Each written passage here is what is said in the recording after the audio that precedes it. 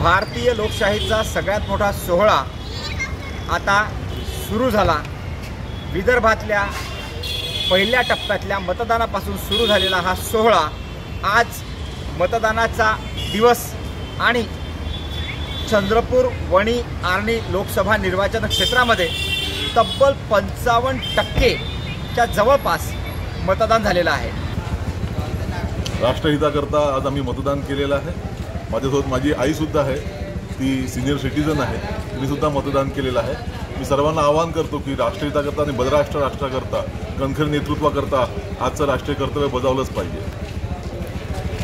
आता बाईला काय देते ती बोलत नाही। काकू मतदान केलं का? अच्छा, कर्तव्य म्हणून करावंच लागेल ना।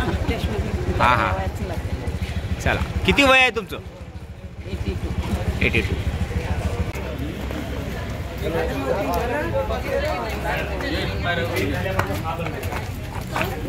नाही बरोबर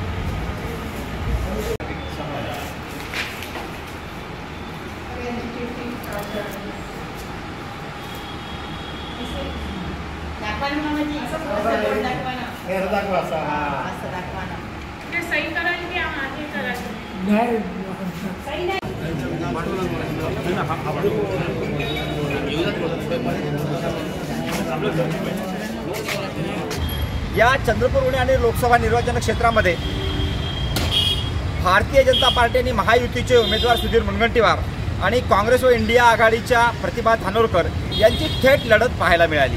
वंचित आघाडीचे राजेश बेले यांनी काही प्रमाणामध्ये निवडणुकीमध्ये रंग भरण्याचा प्रयत्न केला, परंतु प्रकाश आंबेडकर यांची एकमेव सभा वगळता त्यांच्या कुठल्याही सभा इतरत्र झालेल्या नाहीत। त्या दृष्टीने पाहू जाता चंद्रपूर वणी आर्णी लोकसभा निर्वाचन क्षेत्रामध्ये देवेंद्र फडणवीस, नितीनजी गडकरी यांनी या निर्वाचन क्षेत्रामध्ये मोठ्या प्रमाणात सभा घेतल्या आणि सगळ्यात महत्त्वाचं म्हणजे सुधीर मुनगंटीवार यांनी देशाचे पंतप्रधान नरेंद्र मोदी यांचीच थेट सभा चंद्रपूरमध्ये आयोजित करून प्रचारामध्ये मोठ्या प्रमाणामध्ये आघाडी घेतली। परंतु काँग्रेसच्या प्रतिभा धानोरकर यांना मात्र कुठल्याही स्टार प्रचारकाची साथ मिळाली नाही किंवा विरोधी पक्षनेते असलेल्या विजय वडेट्टीवार यांचीसुद्धा त्यांना साथ मिळालेली नाही।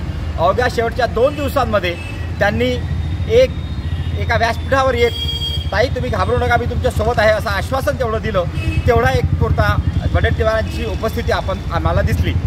परंतु चंद्रपूर वणी आर्णी लोकसभा निर्वाचन क्षेत्रामध्ये झालेलं केवळ 55% मतदान हे नेमकं कोणाच्या पथ्यावर पडेल हे सांगता येत नाही।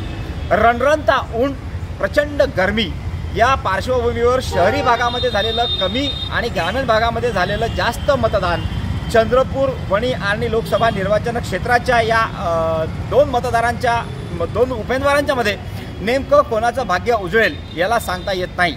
6 वाजलेले आहेत, मतदान प्रक्रिया संपलेली आहे, सगळ्या उमेदवारांचे भाग्य मतपेटीत बंद झालेले आहेत।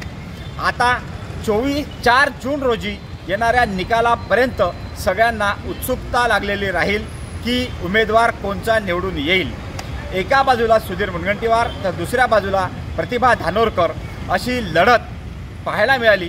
एका बाजूला धानोरकरांनी अश्रू आणि सहानुभूती आणि जातीचं राजकारण याच्यावर जोर दिला, तर सुधीर मुनगंटीवार यांनी मात्र विकास कामांचा धडाका लोकांच्या समोर मांडत आपल्या प्रचाराला एक वेगळा दिशा देण्याचा प्रयत्न केला। या पार्श्वभूमीवर मतदार नेमके विकासाच्या दृष्टिकोनातून मतदान करतील की जातीय राजकारणाला बळी पडतील हे येणारा काळच सांगेल। आधुनिक केसरीकरिता श्याम मिळाऊ, धनंजय साखरकर यांच्यासह।